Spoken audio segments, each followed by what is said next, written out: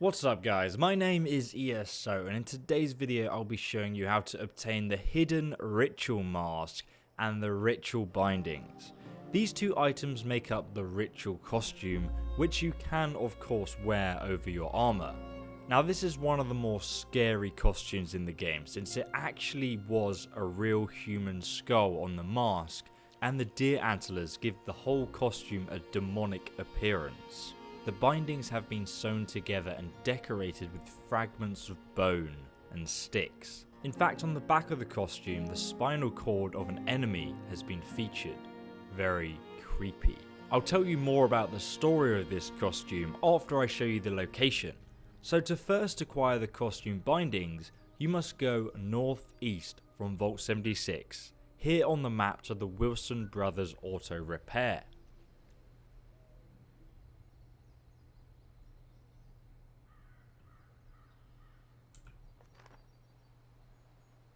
Once you arrive in the midst of a small hamlet, you want to head up the road towards the red house nestled atop the hill.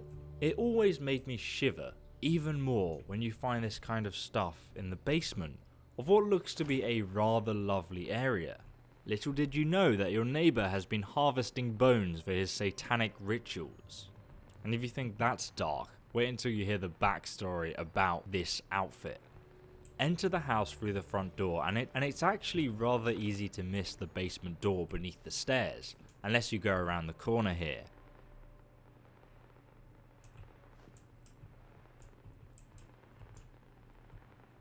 Beneath the house you will find a faint glow illuminating a shrine of thatch, wood and bones. Below this, on the foot of the shrine, you will find the cultist wrappings, the main body part of the costume. But in order to find the mask, we must venture all the way across the map to the Sons of Dane compound. Interestingly, many of these shrines are found at the Son of X and Y location, and that is because it is indeed a reference to a satanic ritual that was performed within a family. Take care in this area though, since there are a few fissures that spawn scorched beasts, and also legendary deathclaws roam the north of this area. Once you arrive, you want to come from the road, through this rusty gate, but take care, because on my first time to this location, I did encounter a glowing Wendigo that was level 32, and they do a lot of damage. That's not to say you can't just run in here and grab the mask quickly. Head up the hill and into the shack on the left hand side, the Buck's Den. It looks like there was some kind of party taking place in this location, which is a little bit creepy when I tell you the backstory of this costume. Now you will find a magazine on the right hand table here.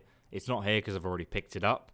But then on the bench in the center of the room you will find the ritual mask. So pick that up, it does look very creepy, I know. And before I tell you the backstory of this outfit, check out this recipe on the kitchen counter here for fried deer skin. It's going to be completely random, but it might be one that you haven't learned yet. Now, not a lot is known about the cultists yet in Fallout 76. They do, however, seem to build shrines out of wood and bones of disembodied people. All the bones have been stripped of flesh and rearranged in a horrific human-like form. But we are still yet unsure what exactly this represents. The shrines, however, can be found in the darkest depths of caves and basements. For those wondering, the cultists are definitely different to the cult of the Mothman. If you look at the shrine of the Mothman, the cult is trying to interpret a giant moth. Sometimes the bones of humans are used to create a moth-like man form. However, nowhere near as much wood is used in its construction. The shrines, in fact, are more likely to be a much darker reference to the Tuttle's cult from the True Crime series, which bears a lot of the same symbolism. But I'm not going to go into detail about it in this video. I want to do a whole video about the cult in Fallout 76. But though the HBO True Crime series was fictional, it was actually based on a real case of Satanism in rural Louisiana that occurred in the early 2000s. For example, the blindfold covering the eyes and the antlers were also seen in photographs that documented the Tuttle's ritual.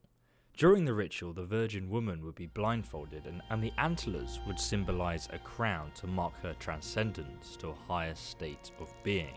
In many cultures, the antlers symbolize death and resurrection. As found in nature, each year they grow and fall off, only to grow again the next year. I'm not going to talk about it in this video because it's very dark and creepy and you can do your own research, but if you guys want me to do a video on that, subscribe and hit that notification button, and then YouTube will let you know as soon as I make a video on this, because I love this kind of in-depth lore and backstory, and that's what makes Fallout 76 interesting to me. But if you guys want to find other cool weapon locations and stuff, I've got a playlist down below linked in the description, and I will see you in the next video. Have a fantastic day, and goodbye.